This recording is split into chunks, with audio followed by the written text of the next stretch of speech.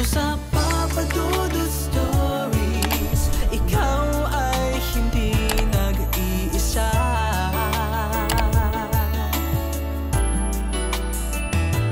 Dito sa Papa Dudut Stories, may nagmamahal sa'yo. Papa Dudut Stories. Papa Dudut Stories. Dear Papa Dudut, sa lahat po ng mga nakatutok ngayon, huwag pong kalimutan mag-like, mag-share at mag-subscribe. Maraming salamat po sa inyong lahat.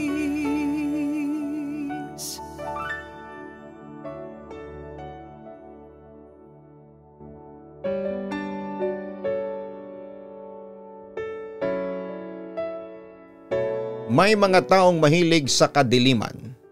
Yung tipong kahit wala na silang makita ay ayos lang sa kanila yon. At aaminin ko na isa ako sa kanila. Pero noon yon. May mga bagay sa buhay ko na nagbago simula noong gabing yon. Dear Papa Dudut, hindi ko alam kung paano ko sisimulan ang kwento ko. Pero hanggang ngayon ay kinikilabutan pa rin ako tuwing naaalala ko ang mga nangyari. Ako po si Rica, 22 years old, isang estudyante sa Maynila na madalas umuwi sa probinsya namin sa San Roque. Sanay na akong bumiyahe ng gabi. Wala naman kasi akong takot noon, mas gusto ko pang matulog sa biyahe para pagising ko ay nasa bahay na ako. Pero may isang gabing hindi ko malilimutan. Isang biyahe na halos ikasira ng bait ko. Alas 11 na ng gabi nang makasakay ako ng bus papunta ng San Roque. Hindi puno ang bus, kalahati lang ang mga pasahero. Tahimik naman ang buong paligid maliban sa ugong ng makina at kaluskos ng gulong sa kalsada. Naupo ako sa may bandang gitna. Sa tabi ko ay isang matandang babae na may hawak na rosaryo at nakapikit na parang nagdadasal.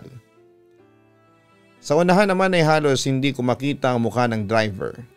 May suot siyang sombrero at makapal na jacket.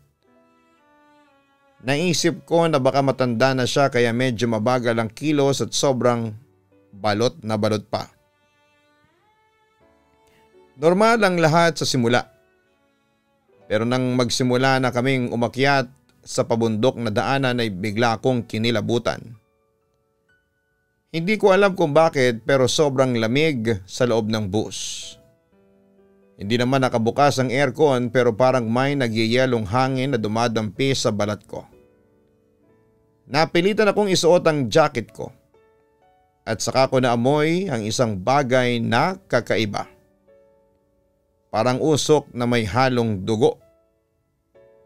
Naisip kong baka guni-guni ko lamang yon pero narinig ko ang matanda sa tabi ko na bumubulong. Amoy kandila. Kinilabutan ako bigla. Dumungaw ako sa bintana para iwasan ang kaba. Pero mas lalo akong nangilabot sa nakita ko. Sa bawat puno na madaraanan namin ay may nakatayong anino. Mga hugis tao nakatigil lang. Nakatingin sa bus habang dumaraan kami. Hindi ko maaninag ang mukha nila pero sigurado ako na mga tao sila. O kung anumang anyo nila, Papa Dudut. Nagpalinga-linga ako. Wala namang iba sa mga pasahero ang nakakapansin. Tulog ang karamihan sa kanila at tahimik ang iba.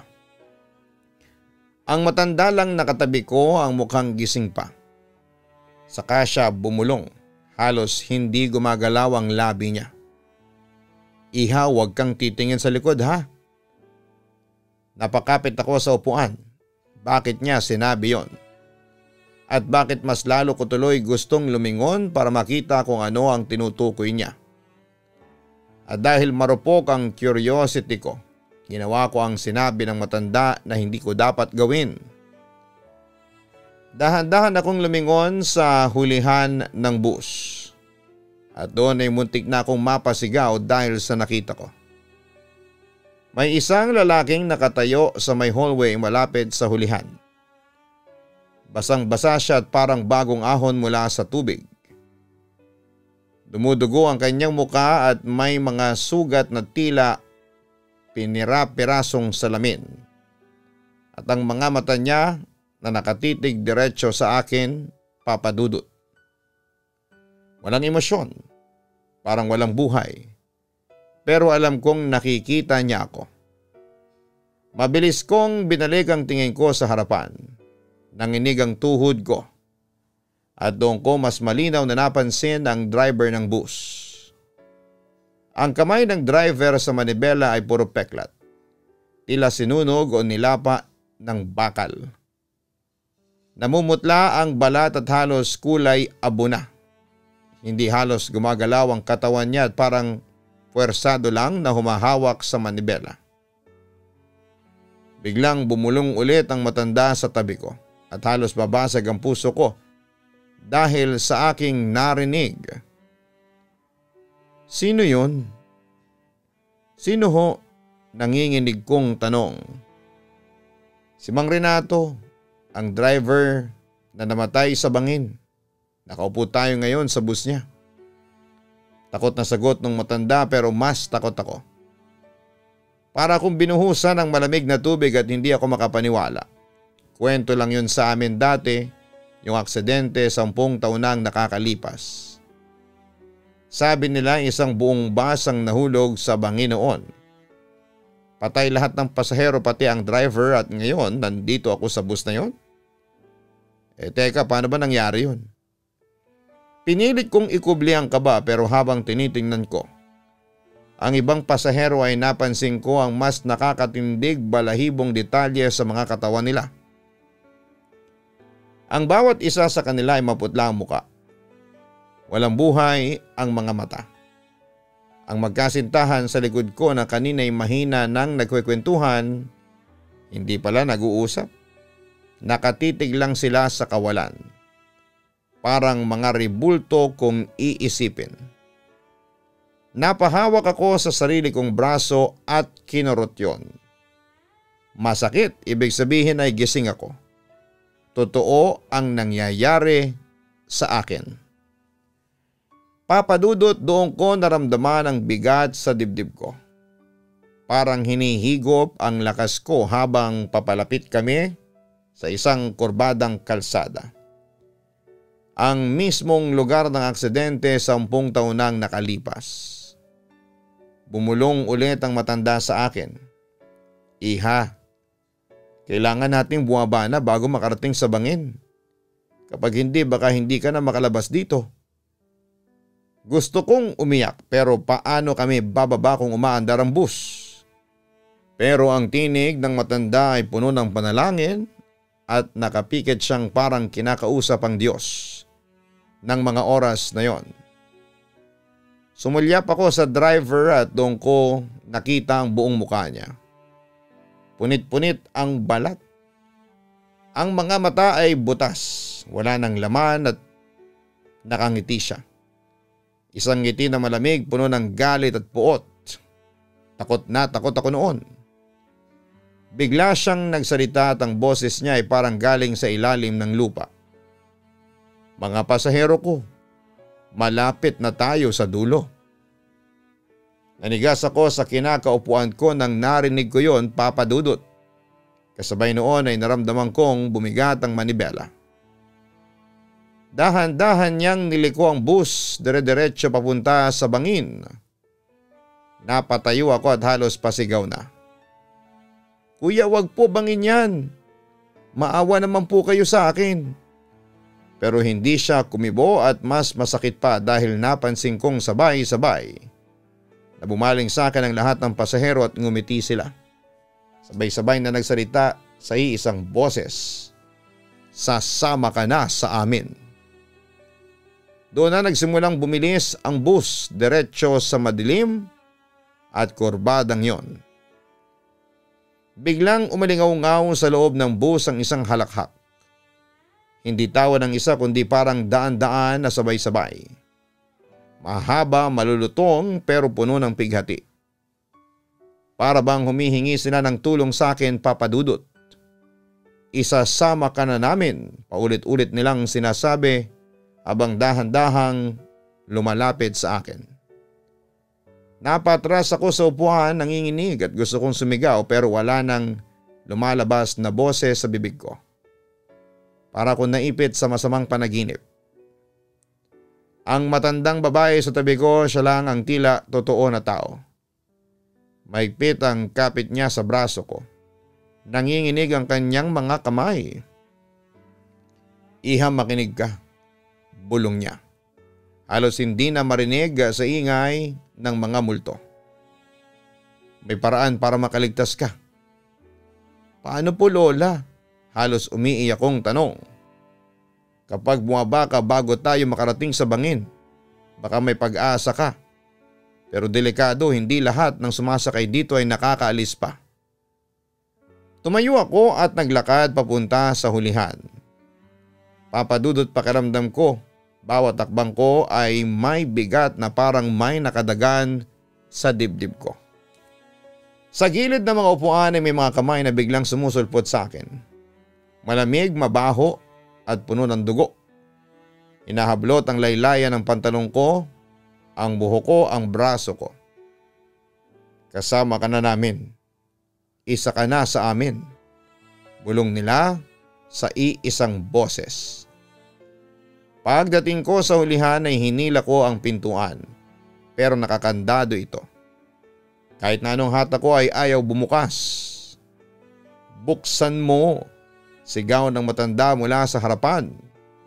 Hawak ang rosaryo. Hindi kaya, Lola, sagot ko.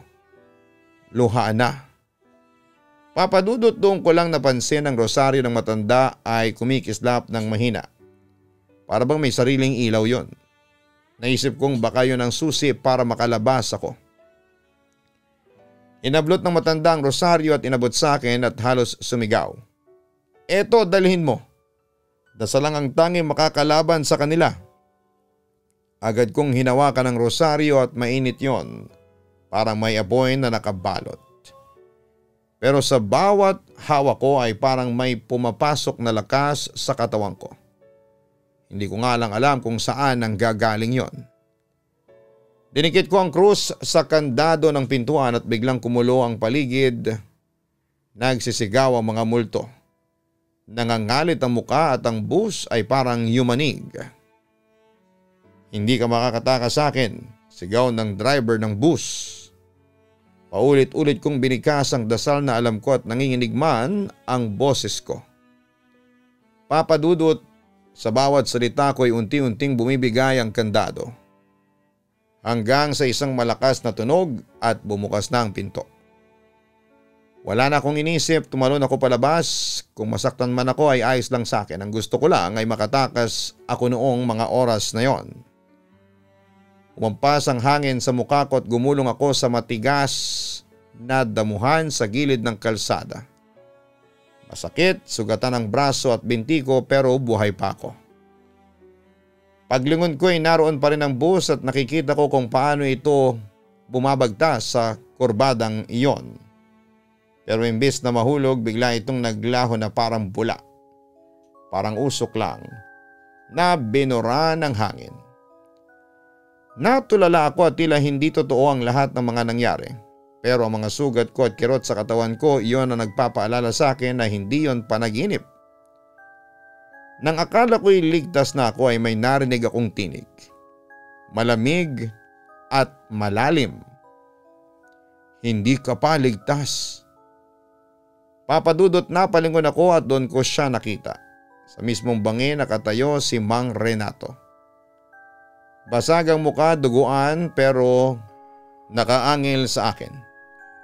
Ang mga mata niya ay naglalagablab na parang apoy. Nakatingin siya diretso sa akin at parang sinisigurado niyang hindi ko siya makakalimutan. Babalikan kita, bulong niya. Sabay naglaho ang anyo niya sa kadiliman. Hindi ko alam kung paano ako nakalakad pa uwi at para akong binuhat ng takot at adrenaline. Nakarating ako sa kalsada malapit sa amin noong halos madaling araw na, sugatan at basang-basa ng pawis. Nakita ko ng ilang residente sa gilid ng kalsada. Diyos ko, Rika, anong nangyayari sa iyo? Tanong ng isa. Halos pasigaw na. Gusto kong magpaliwanag sa kanya pero wala akong lakas. Ang nasabi ko lang bago ako nawalan ng malay ay may bus na gustong kumuha sa akin. Ang driver ay si Mang Renato. Pagising ko ay sobrang sakit pa rin ang katawan ko at hindi ko na alam kung anong nangyari sa akin. Nakita ko na lamang ang sarili ko sa kama. Unti-unting bumukas ang pintuan sa kwarto ko at ng mga oras na yon ay kinabahan pa rin ako. Baka mamaya ay makita ko si Mang Renato o di kaya ay yung mga multo sa bus. Pero nang magbukas ang pinto ay nakita ko ang mama ko. May pag-aalala sa kanyang mga mata at agad niya akong nilapitan. Anak, gising ka na pala. Nagluto na ako ng pagkain. Okay ka na ba ngayon? Narinig ko ang boses ni mama pero parang ang layo-layo pa rin ng isipan ko. Parang panaginip lang lahat ng mga nangyari sa akin kagabi. Ramdam ko pa rin ang bigat ng katawan ko at para bang binuhat ako mula sa isang lugar na hindi ko maintindihan. Lumapit siya sa akin at marahan akong hinaplos sa noo. Anak, ayos ka lang ba? Nilalagnat ka ata. Halata sa boses niya ang pag-aalala. Naramdaman ko ang init ng kanyang kamay sa aking balat na lalong nagpaalala sa akin na totoo ang lahat ng mga nangyaring ito. Ma? Mahina kong sambit. Ano nangyari sa akin? Paano ako napunta rito sa bahay natin? Unti-unti nang bumabalik ang mga alaala ko. Ang bus, ang madilim na kalsada, ang boses ng driver na tinatakot ako at pagkatapos ay wala na akong maalala. Napaupo ko bigla at napahawak sa ulo ko. Mama, yung bus. Si Mang Renato, totoo siya hindi ba? Hindi ko na naituloy ang sasabihin ko dahil nanginginig ang boses ko. Kita ko ang pag-aalala at pagkalito sa mukha ni mama. Anak, kumalma ka muna. Hinawakan niya ang aking mga balikat. Kagabi ay may nakakita sa iyo na naglalakad ka sa gilid ng kalsada. Basang-basa ka ng ulan, nanginginig at parang wala sa sarili. Dinala ka rito ng mga taong tumulong sa iyo. Anak, ano bang nangyari? Bus? Pauwi rito sa San Roque? Parang sumikip ang dibdib ko. Hindi ko alam kung paano ko ipapaliwanag na may mga multo akong nakita at baka kasama ko pa rin sila hanggang ngayon. Pero malinaw pa rin sa isipan ko ang malamig na hangin sa loob ng bus. Ang mga matang nakatingin sa akin at ang boses ni Mang Renato na sobrang lamig, yung nakakatakot na boses niya. Huminga ako ng malalim at napatingin kay mama. Ma, may aksidente sa bus. Maraming na-trap na mga pasahero. Lahat sila'y kukunin nila ako. Pero hindi ko na napigilang tumulo ang luha ko. At yung driver ng bus parang hindi na tao yung nakita ko. Napayakap si mama sa akin at mahigpit yon. May takot sa kanyang mga mata pero pinilit niyang hindi yon ipakita sa akin. Anak, nandito ka na. Ligtas ka na. Kahit na anong mangyari. Ang importante ay nakauwi ka na sa amin. Huwag mo nang isipin yun ha. Ramdam ko ang panginginig ng kanyang kamay habang hinahaplos niya ang likuran ko. Pero sa kabila ng yakap niya, naroon pa rin ang kaba. Kasi kahit na anong sabihin ni mama ay alam kong may iniwan akong naiibang karanasan kagabi. At may mga matang patuloy na nakatingin sa akin mula sa kadiliman. Kinabukasan, Papa Dudut, ay lalo akong hindi mapakali. Habang kumakain kami ni mama ng almusal ay halos wala akong malasahan sa kinakain ko. Parang lahat ng tao sa baryo namin ay nakatingin sa akin. May mga bulungan, may mga nagtatanong kung totoo ba ang nangyari sa akin. Ramdam ko ang bigat ng mga mata nila sa bawat paglabas ko sa pinto ng bahay namin. Anak, huwag mo na munang isipin yung mga sabi-sabi ng mga tao sa labas. Wika ni mama habang inilalapag ang mainit na kape sa harapan ko. Ang mahalaga, ligtas ka na sa sinasabi mong Mang Renato. pero kahit sa boses niya ay ramdam ko ang pag-aalala.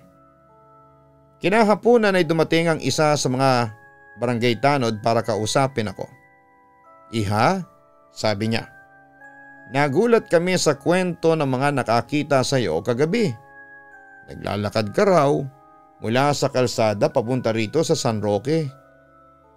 Ang mas nakapagtataka, wala naman talagang biyahe ng bus kagabi papunta ron. Lahat ng unit ng kumpanya ay nasa garahe." Napatingin ako sa kanya. Nanginginig ang mga kamay ko. "Sir, paano po yun? May sinakyan akong bus, marami akong kasama at si Mang Renato. Parang totoo naman siya." Nagkatinginan ang mama ko at ang tanod.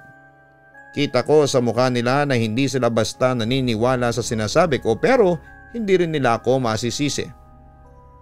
Pagkaalis ng tanod ay huminga ako ng malalim at napahawak sa dibdib ko.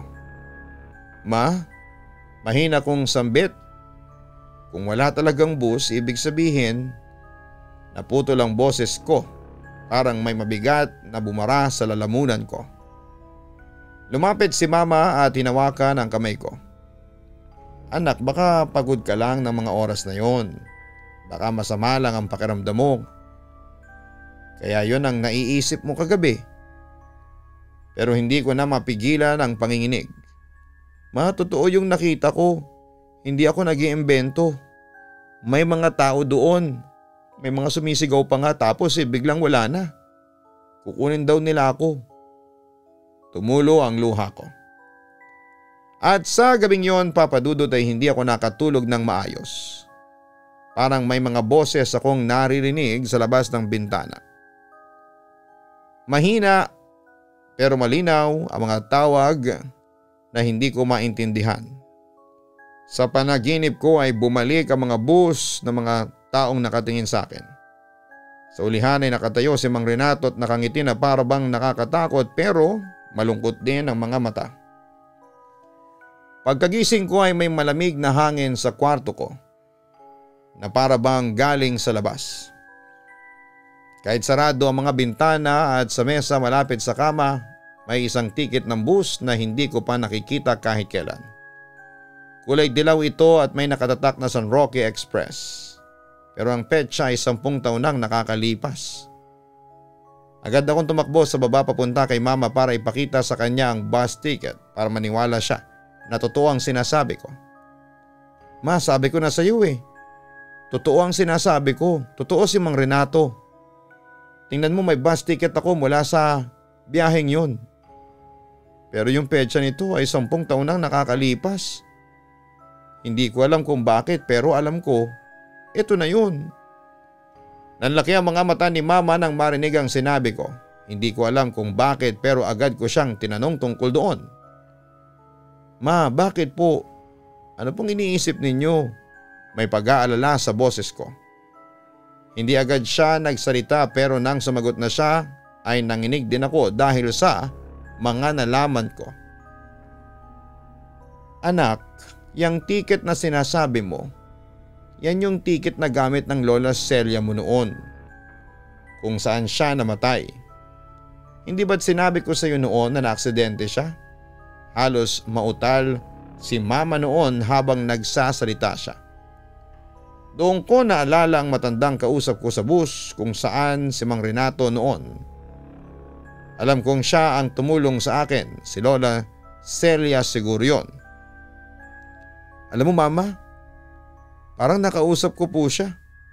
Siya nga yata yung dahilan kung paano ako nakabalik dito sa bahay. Tinulungan niya ako, ma. Ngumiti pa ako noon kahit ang totoo ay takot na takot ako. Lalong nagulat si mama dahil sa sinabi ko. Never ko kasing nakita si Lola Celia dahil sa nasa malayong lugar siya noon. Pauwi na sana siya ng San Roque at babalik na sa amin pero hindi na nangyari yon dahil sa aksidente. Agad na tinigil ni mama ang kanyang ginagawa ng mga oras na yon. Pinakita niya sa akin ang picture ni Lola Celia. Tinago kasi niya yon dahil ayaw niyang maging malungkot pagkatapos mamatay ng lola ko. Kaya noong ko lang din talaga nakita ang mukha ng lola ko. Bigla na lang akong naluha dahil yung matandang tumulong sa akin sa bus ay yung lola ko pala. Simula noon ay lagi ko nang nakikita ang mukha niya sa panaginip ko.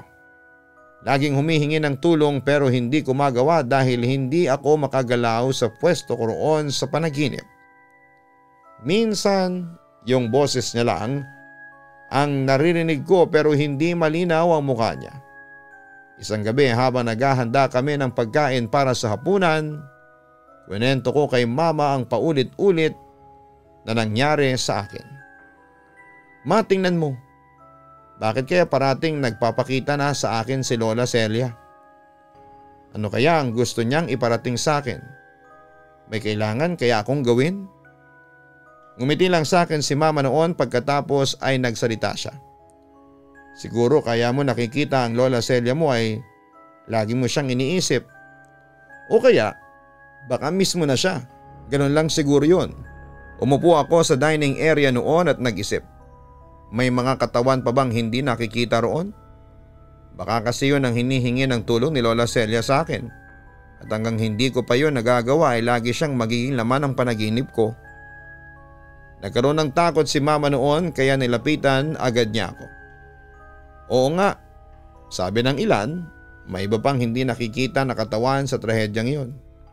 Yung iba hindi na talaga nakuha dahil sobrang lalim ng bangin. Yung iba naman ay nasunog na. Mama, ano kaya kung hanapin ulit ang katawan nila? Baka sakaling mawala ng mga masamang panaginip ko. Baka yun talagang dahilan ng paghingi ng tulong ni Lola sa akin. Ang buong akala ko ay hindi na yon mangyayari dahil sobrang labo ng magawa yon ng barangay at ng mga pulis. Pero gumawa si mama ng paraan na sa tingin ko ay makakatulong para sa mga namayapa sa naturang aksidente. Isang kaibigang pare ang kanyang tinawagan para ipagdasal ang mga kaluluwa ng mga nasawi. Nang araw na yon, Papa Dudut, ay nangyari na ang hinihintay ko. Nabunutan tuloy ako ng tinik. Todo dasal ako noon na sana'y matapos na ang mga masama kong panaginip. Dahil sa panalangin namin sa paligid ng site kung saan naganap ang aksidente. True enough ay naging mapayapa na ang mga gabi ko. Nakikita ko pa rin si Lola Celia pero hindi na yung humihingi siya ng tulong. Tuwing dumadalaw siya sa panaginip ko ay nakangiti na siya sa akin. Minsan ay niyayakap pa nga niya ako. Simula rin noon ay hindi na ako doon dumadaan kapag gusto kong umuwi sa amin. Buti na lang din talaga at may iba pang daanan papunta sa amin. Nagkaroon ng bagong diversion road. Naging madali para sa akin ang lahat. Kung minsan din ay dumadalaw ako sa puntod ni Lola Celia para roon ko siya kausapin. Dati kasi hindi ko siya pinupuntahan dahil hindi naman kami close nung nabubuhay pa siya. Pasensya na, Nay ha. Pasensya na kung hindi agad kami nakapunta ng apo mo rito. Hindi ko kasi alam ang gagawin ko nung nawala ka. Ayaw kong tanggapin na wala ka na. Ngayon ay hahayaan na kita. Hahayaan na kitang maging masaya kung nasaan ka man. Ang sabi ni Mama pagkatapos niyang magsindi ng kandila para kay Lola Celia. Mama, alam ko pong hindi ko siya nakikita ngayon pero alam ko pong okay na siya. Masaya na po siya kung nasaan man siya. Maraming salamat po at tinulungan niyo po ako sa request ko na ipagdasal ang mga kaluluwa ng mga namayapa. Natulungan po natin sila. Naluluhang sabi ko pa kay Mama. Wala yun anak. Para din yun sa mga namatay na humihingi ng mga panalangin. Sana ngayon ay maging masaya na rin sila dahil malaya na sila. Simula noon, nag-organize na ako ng event taon-taon at nagkikita kami ng mga kapamilya ng mga namatay sa bus. Kung minsan ay kinekwentuhan nila ako kung ano ang buhay nila noong nabubuhay pa sila. Maraming salamat, Iha. Hindi mo alam kung ano ang naging epekto noon sa pamilya ko. Para kaming nabunutan ng tinik noong nagkaroon tayo ng mga pagkakataon na magkita-kita para sariwain ang alaala ng mga taong mahal natin sa buhay. Sabi ni Aling Tess, isa sa mga nanay ng namatay. Wala po yun. Alam ko po ang pakiramdam ninyo. Yung parang walang sagot sa katanungan ninyo. Walang pag-asa pero sa huli meron pala. Ang kailangan lang ay maniwala po kayo sa Diyos dahil siya lang ang may alam ng lahat ng mga nangyayari sa atin. Lagi lang po kayong magdarasal sa Kanya.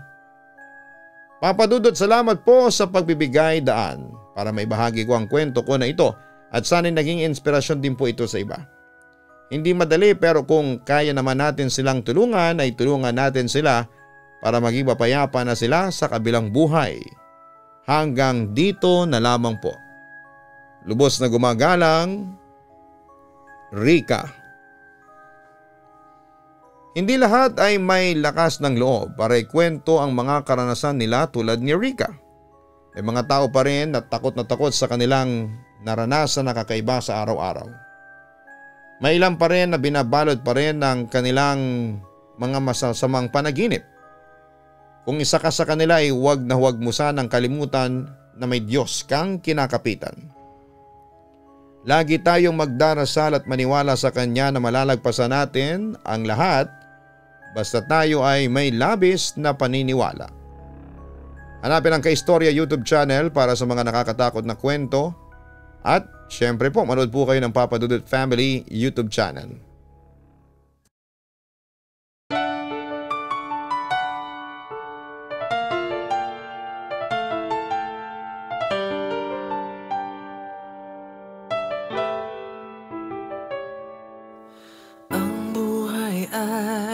Mahiwaga, laging may lungkot at saya. Sa Papa Dudut Stories, laging may karamay ka.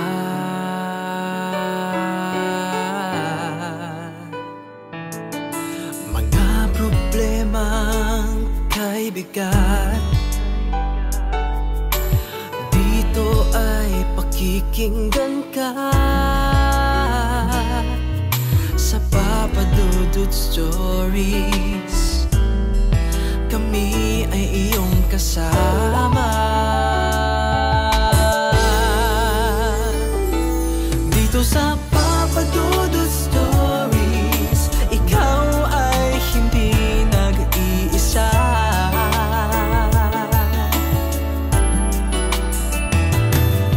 Sa Papa Dudut Stories, may nagmamahal sa'yo.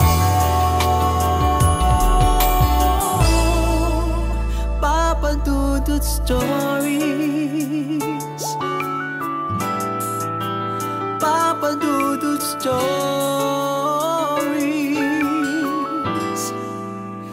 Papa Dudut Stories.